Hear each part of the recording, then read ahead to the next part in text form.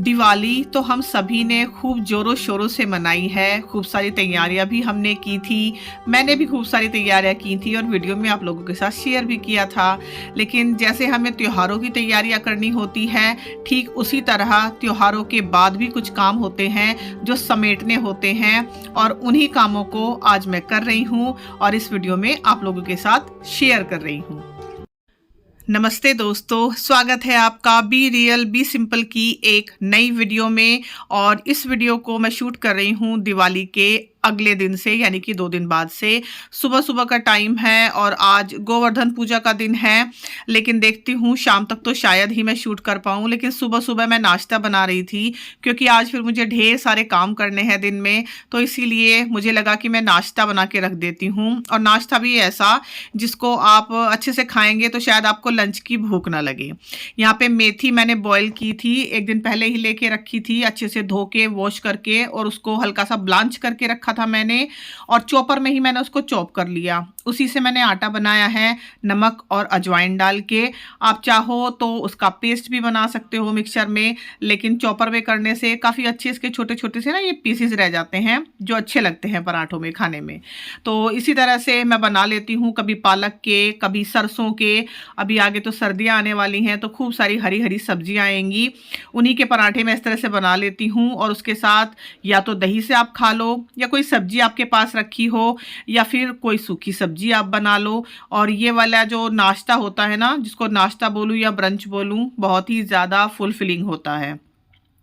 तो हम इसको खाने वाले हैं रात की बची हुई आलू टमाटर मटर की सब्जी के साथ।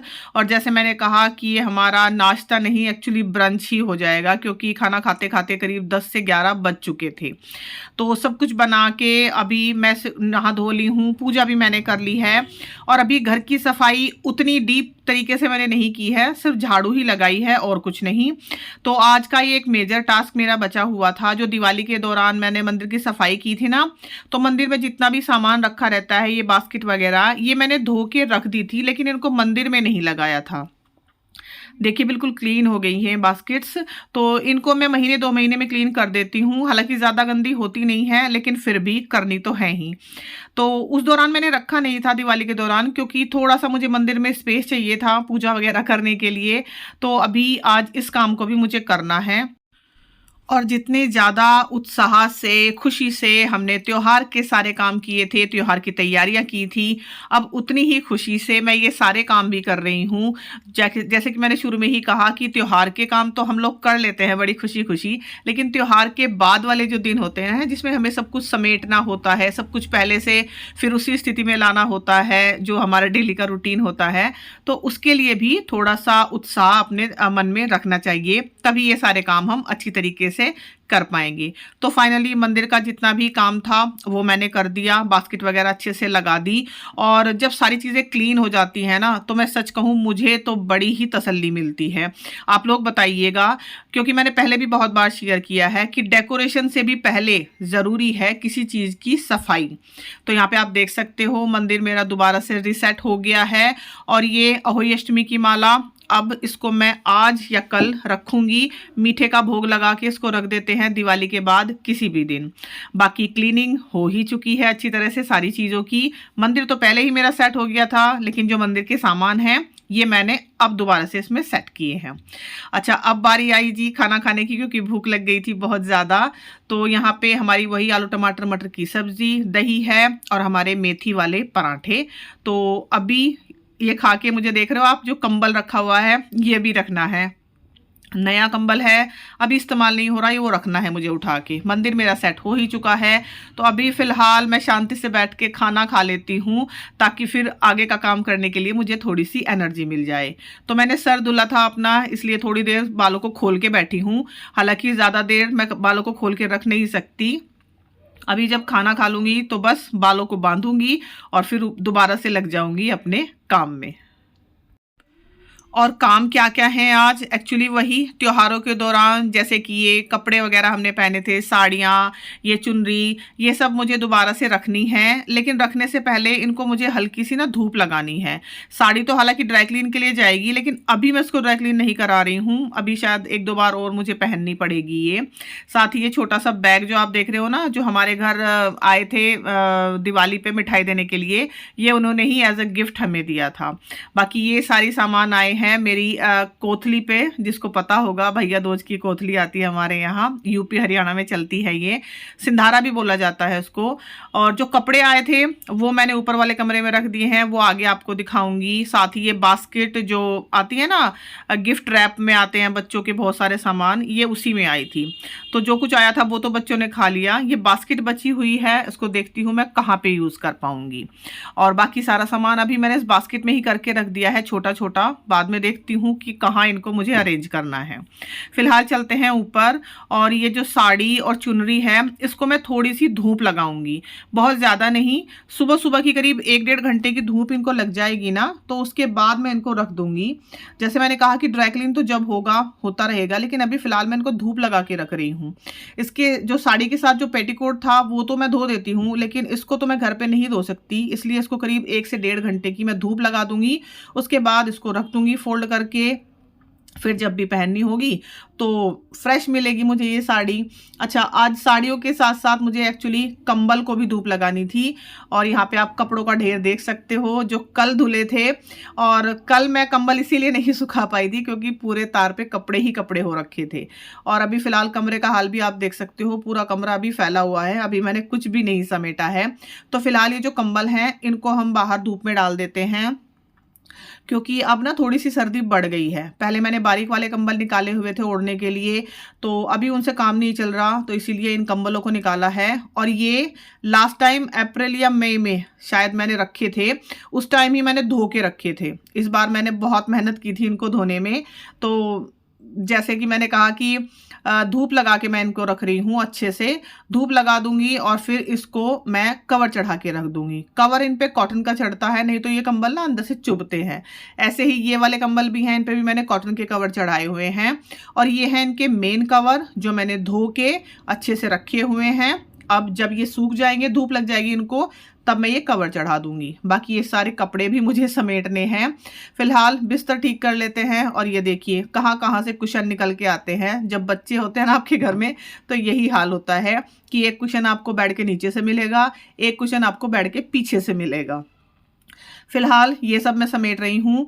और ये जो कंबल मैं तय कर रही हूँ बारीक वाले, एक्चुअली ये मैं रखूँगी नहीं, बस इनको धो के वापस मैं अलमारी में रख दूँगी। क्योंकि काफ़ी दिनों से हम इनको ओढ़ रहे हैं, जब से हल्की ठंड शुरू हुई थी, करीब नवरात्रों के आसपास मैंने निकाल लिए थे इनको। लेकिन अभी मैं इनको रखूँगी नहीं, क्योंकि जब बहुत ज़्यादा सर्दी होगी दिसंबर और जनवरी में, तो ये बारीक वाले कंबल एज ए बेडशीट काम करेंगे। यानी कि इनको हम बेडशीट की जगह बिछाएंगे, क्योंकि अब जो कॉटन की बेडशीट्स हैं वो मुझे उठा के रखनी है। अब कॉटन की बेडशीट्स नहीं बिछाई जाएंगी, तो ये वाले कंबल एज ए बेडशीट काम करेंगे। और ये हैं वो कपड़े जो मेरी कोथली में आए थे सिंधारे में, ये मुझे इसी बेड के अंदर रखने हैं। तो अभी फ़िलहाल यहाँ पे रख देती हूँ, थोड़ी देर बाद इनको देखना है। बाकी सब मैंने रख दिया है। ये कपड़े मैं थोड़ी देर में फोल्ड करूंगी, मतलब थोड़ी देर बाद लेके जाऊंगी इनको। फिलहाल ये वाले कपड़े मैं नीचे लेके जा रही हूँ। इनमें आप देख रहे हो कॉटन की बेडशीट्स हैं, क्योंकि जैसे मैंने कहा कि कॉटन की बेडशीट अब मुझे उठा के रखनी है। इन कंबलों को तब तक धूप लगती रहेगी, तब तक हम चलते हैं नीचे इन अपनी कॉटन की बेडशीट्स को लेकर, क्योंकि इनको अब मुझे नीचे वाले बेड में रखना है। मेरा सारा ही बिस्तर वगैरह जो है वो नीचे वाले बेड में ही रहता है। ऊपर वाले बेड में तो जो नए कपड़े वगैरह होते हैं ना, या फिर जो सर्दी से गर्मी के, गर्मी से सर्दी के कपड़े होते हैं, वो रखती हूँ मैं। अच्छा, चलते चलते मुझे एक और काम याद आया। ये जो दिवाली के दौरान दिए थे, फूल थे, ये सब मैंने यहाँ पे रख दिए थे। फूल तो मैं खैर गमलों में डाल दूंगी, अच्छे से उनकी खाद बन जाएगी। और जितने भी दिए हैं इन सब के अंदर थोड़ी थोड़ी बाती बच जाती है, तो इनको मैं एक जगह इकट्ठा करके रख रही हूँ, ताकि आने वाले दिनों में जब भी टाइम लगेगा ना मुझे, तो इन सारी बातियों को मैं एक जगह लेके थोड़ा सा इन पे कपूर डाल के या घी या तिल का तेल जो भी है, उससे थोड़ा सा जिसको कहते हैं हवन हो जाएगा घर में, धूनी जिसको कहते हैं, मैं इसी तरह से करती हूँ। अगर आप इस तरह से ना करना चाहो तो फिर इनको एक जगह करके आप अच्छे से जला लो। जो इनकी राख बनेगी वो आप पौधों में भी डाल सकते हो, और ये मैंने पहले भी शेयर किया है आप लोगों के साथ। अब बेडशीट वगैरह मैं नीचे लेके आ गई हूँ। जितनी भी बेडशीट इस अलमारी में है कॉटन की, फ़िलहाल उनको निकाल रही हूँ यहाँ से, और उसके बाद जो सर्दियों वाली बेडशीट्स हैं वो रखनी है। तो जो कॉटन की बेडशीट्स हैं वो तो कम जगह लेती हैं, लेकिन जो सर्दियों वाली बेडशीट्स हैं वो बहुत ज़्यादा जगह लेंगी, और उसकी वजह से देखिए अलमारी जल्दी से भर जाएगी। इसी तरह से जो कपड़े होते हैं ना सर्दियों के, वो भी अलमारी में बहुत ज़्यादा जगह लेते हैं। गर्मियों के कपड़ों का तो पता भी नहीं चलता इतना। तो इस तरह से देखिए पूरा एक हिस्सा अलमारी का ये भर चुका है बेडशीट से, मतलब कंबल हैं जो बारीक वाले। जैसे मैंने कहा कि अब ये एज ए बेडशीट्स बिछाए जाएंगे। साथ ही इधर प्रेस के कुछ कपड़े रखे हुए हैं मुझे, ये भी देखती हूँ कब कर पाऊंगी। तो थोड़ा थोड़ा सा काम मैं निपटाती जा रही हूँ। और साथ ही ये सबसे नीचे वाला जो हिस्सा है ना, इसमें मुझे वो प्लास्टिक की शीट बिछानी थी जो मैंने आप लोगों के साथ शेयर की थी। मैंने आटे का जो बैग होता है उससे बनाई थी, लेकिन नीचे वाले हिस्से के लिए नहीं बन पाई थी, वो भी अभी मुझे बनानी है। साथ ही हमारा ये ऑर्गेनाइज़र जो मैंने मंगाया था फ्लिपकार्ट से, आप लोगों के साथ शेयर भी किया था। बड़ा ही अच्छा ये निकला और बहुत ही अच्छा तरीके से इसमें सारी चीज़ें अरेंज भी हो पा रही हैं। तो चलिए अब इन बेडशीट्स को रख देते हैं। और साथ ही मुझे नेल पेंट भी हटाना है। 2-3 दिन से सोच रही हूँ, मतलब बार बार दिमाग से निकल जाता है, देखती हूँ कब हटा पाती हूँ इसको। अब जो भी बेडशीट्स थी वो मैंने बेड में रख दी हैं कॉटन वाली। साथ ही ये जो कंबल था इसको भी रख दिया। तो कंबल तो अपने ही कवर में था, प्लास्टिक का ये ट्रांसपेरेंट सा कवर है, इसी में मैंने रख दिया। बेडशीट्स जो हैं वो मैंने एक बैग में करके रखी हैं अलग से, ताकि कोई धूल मिट्टी ना चढ़े उन पे। और अभी मुझे पूरा कमरा समेटना है, अच्छे से झाड़ू भी लगानी है दोबारा से। और ये देखिए एक और काम मेरे लिए कहते हैं ना फैल गया है। इस अलमारी में जहाँ पे मैं क्रॉकरी रखती हूँ, यहाँ पे एक छोटी सी चुईयाँ घुस गई थी और उसने मतलब काफ़ी गंदगी यहाँ पे कर दी, तो वो मैंने साफ़ की है अभी। उसके बाद शाम का टाइम हो गया था करीब 4-5 बजे का, क्योंकि गोवर्धन के दिन जल्दी ही खाना बन जाता है और हमारे यहाँ दाल चावल ही बनते हैं, तो वो मैं बना रही हूँ। साथ साथ ये जो ड्राई फ्रूट्स के प्लेटर आए थे ना, इनको मैं खाली कर रही हूँ। और देखिए कितना सुंदर इनका शेप है, कितने सुंदर प्लेट्स में ये दिए हैं। मुझे तो ये बड़ी ही प्यारी लगी हैं। इनको मैं रखने वाली हूँ और देखती हूँ इनको मैं कहाँ डेकोरेशन में इस्तेमाल कर पाऊँगी। तो सारे ड्राई फ्रूट्स इस तरह से मैं अलग कर रही हूँ। जो किशमिश हैं उनको मैं अलग कर रही हूँ, और ये बहुत ही अच्छा एक ऑप्शन है मेरे हिसाब से दिवाली पे। मिठाई वगैरह भी आप दीजिए, मैं मना नहीं कर रही हूँ, लेकिन ड्राई फ्रूट्स का ऑप्शन बहुत ही अच्छा है। क्योंकि देखिए इतने सारे ड्राई फ्रूट्स आ गए हैं मेरे घर में, मतलब 2 आई थी ये प्लेट्स, और उनमें इतने सारे ड्राई फ्रूट्स हैं कि अगले करीब 1-1.5 महीने के लिए वो काफ़ी रहेंगे। साथ ही यहाँ पे वानी है मेरी हेल्प कर रही है, और जो पिस्ता के छिलके हैं ना उनको वो इकट्ठा कर रही है। बोल रही है कि उसको उनसे कुछ क्राफ्ट बनाने हैं, तो इस तरह से उसने उस ढक्कन में करके सॉरी डब्बे में करके रख दिए हैं। अब ये सारे काजू बादाम और जो पिस्ता थे वो मैंने अलग कर दिए। बादाम थोड़े एक्स्ट्रा थे उसको एक अलग डब्बे में किया, किशमिश किए, पिस्ता के छिलके भी वानी ने रख लिए। और ये हैं वे 2 प्लेट्स जो आई थी। ये वाली तो मैंने छोटी दिवाली के दिन ही खाली कर दी थी, ये वाली अब दूसरे दिन अब कर रही हूँ खाली। तो इनको रखूँगी और देखती हूँ कहाँ इनका आगे मैं इस्तेमाल कर पाऊँगी। तो हमारे दाल चावल भी बन गए। उसके बाद हमने गोवर्धन की पूजा की, लेकिन उसका मैंने कुछ भी शूट नहीं किया, बस यूं ही मेरा मन नहीं था शूट करने का। अच्छा, साथ ही खाना खाने के बाद ये काम था, ये जो जार वगैरह मैंने फिल किए थे इनको मैंने रखा दोबारा से। और ये अलमारी बिल्कुल नीट एंड क्लीन है अभी तक भी, क्योंकि दिवाली की क्लीनिंग में मैंने इसको साफ़ किया ही था। साथ साथ थोड़ा बहुत जो होता है ना, एक कहते हैं कि हाथ लगाने वाला काम, वो मैं धीरे धीरे इसका करती ही रहती हूँ। और साथ ही ये बास्केट्स देखिए बच्चों ने छोटे छोटे सामान से भर दी हैं, लेकिन फ़िलहाल शुक्र ये है कि सब सामान एक जगह है बास्केट में, बिखरा हुआ नहीं है। तो जब भी मुझे टाइम लगेगा मैं उसको समेट दूंगी। और ये नीचे का हिस्सा भी मैंने अच्छे से साफ कर दिया। हालांकि उसने ये कट कर दिया है एक बैग जो है जिसमें मैं बहुत सारे शादी के कार्ड्स रखती हूँ, शौक है मुझे शादी के कार्ड्स कलेक्ट करने का। आप लोगों को भी ऐसा अजीब सा शौक है क्या? मुझे कमेंट में बताइएगा। तो खैर कट कर दिया है उसने, लेकिन फिर भी चलो कोई बात नहीं, साफ़ करके मैंने रख दिया है। ये अलमारी पूरी तरह से क्लीन हो गई है। अब चलते हैं अपने दूसरे काम की तरफ। तो खाना-पीना सब हो गया, बर्तन वगैरह सब साफ़ हो गए, सिंक बिल्कुल क्लियर है। अब मैं ये जो मंदिर के कपड़े हैं ना, इनको साफ़ कर रही हूँ। थोड़ा-सा गर्म पानी और सर्फ़ डाल के मैं कर रही हूँ उनको साफ़, जिनसे मैंने मंदिर की सफाई वगैरह की थी पिछले 1-2 दिन में। मैं हमेशा इसी तरह से करती हूँ कि जब सारे बर्तन साफ़ हो जाते हैं, सिंक बिल्कुल साफ़ होता है, तो उसमें एक बड़ा-सा बर्तन रख के उसमें सर्फ़ डाल के इनको अच्छे से साफ़ कर देती हूँ और बस इनको यहीं नीचे जो मेरे पास स्टैंड है कपड़ा सुखाने का, उस पे सुखा देती हूँ।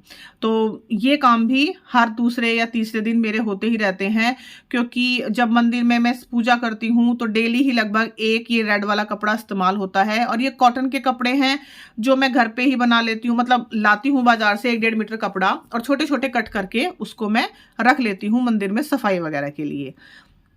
अच्छा, अब ये साड़ी वगैरह जो मेरी अच्छे से धूप लग चुकी थी जिनको, अब इनको लाके फ़ोल्ड करके रखने का टाइम है और इसकी सारी ही चीज़ें जैसे साड़ी, ब्लाउज़, पेटीकोट मैं एक जगह करके रखती हूँ। और ये जो साड़ी के साथ ही आया था बैग, हालाँकि मेरे पास इस तरह के बैग्स और भी हैं, काफ़ी पुराने हैं, जो मैंने होम शॉप 18 से मँगाए थे। इसी तरह से जो मेरी थोड़ी हैवी साड़ियाँ हैं, उनको मैं इस तरह से करके रखती हूँ, बड़ी सेफ़ रहती हैं इसमें। और ये जो सोहन पापड़ी के डब्बे आए थे ना, इनको मैंने धो के रख लिया है, खाली हो गए थे। ये फ्रिज में मेरे कहीं न कहीं इस्तेमाल हो ही जाएँगे। साथ ही ये जो टेबल पे कवर है, अभी इसको मैं बिछे रहने दूँगी करीब 1 हफ्ता, उसके बाद इसको चेंज करूँगी, क्योंकि थोड़ी-सी फेस्टिव फीलिंग आ रही है इससे अभी भी। तो देखती हूँ अभी 1 हफ्ता या 10 दिन तो इसको रखूँगी, उसके बाद ही इसको हटाऊँगी, फिर अपना नॉर्मल वाला वही सिंपल वाला वो बिछाएँगे यहाँ पे। और साथ ही यहाँ पे आप बुक्स देख रहे होंगे, क्योंकि मेरी बेटी कर रही है पढ़ाई और काफ़ी सारा सामान उसने इधर-उधर बिखेरा हुआ है, क्योंकि ऐसा तो है नहीं कि मैं सब समेट दूँगी और वो समेटा हुआ ही रह जाएगा। बच्चे हैं घर में, कुछ न कुछ फैलाएँगे ज़रूर। तो चलो उस चीज़ से ध्यान हटाते हैं। फ़िलहाल मुझे अलमारी में थोड़ा, जब मैं कपड़े सेट कर रही थी ना, मेरे हस्बैंड की एक टी-शर्ट मिली है, तो अब उसको वो पहनते नहीं हैं, जगह-जगह से फट भी गई है ये। इसको मैं कट करके रसोई में क्लीनिंग के लिए कपड़े बना रही हूँ। और ऐसा नहीं कि बस इनको उल्टा-सीधा ऐसे ही कट कर लिया मैंने। इनको मैंने अच्छे से स्क्वायर शेप में मतलब थोड़ा चारों तरफ से इवन करके तब मैंने कट किया है। मतलब सफाई के कपड़े हैं, तो इसका मतलब ये नहीं कि आप बस उनको ऐसे ही बेढंगे तरीके से काट दो, थोड़ा-सा तरीके से काट के रखना है। साथ ही इसकी जो ये बाजुएँ थी, इनको भी मैंने कट करके रख लिया है, क्योंकि जैसे कभी-कभी होता है ना कि हमें तेल की कोई बोतल साफ़ करनी है या कोई जगह ग्रीसी है बहुत ज़्यादा, वो साफ़ करनी है, तो इनसे साफ़ कीजिए और इनको फेंक दीजिए, आपको धोने की ज़रूरत नहीं पड़ेगी। बड़े वाले कपड़े सूखी क्लीनिंग में मैं इस्तेमाल कर लेती हूँ।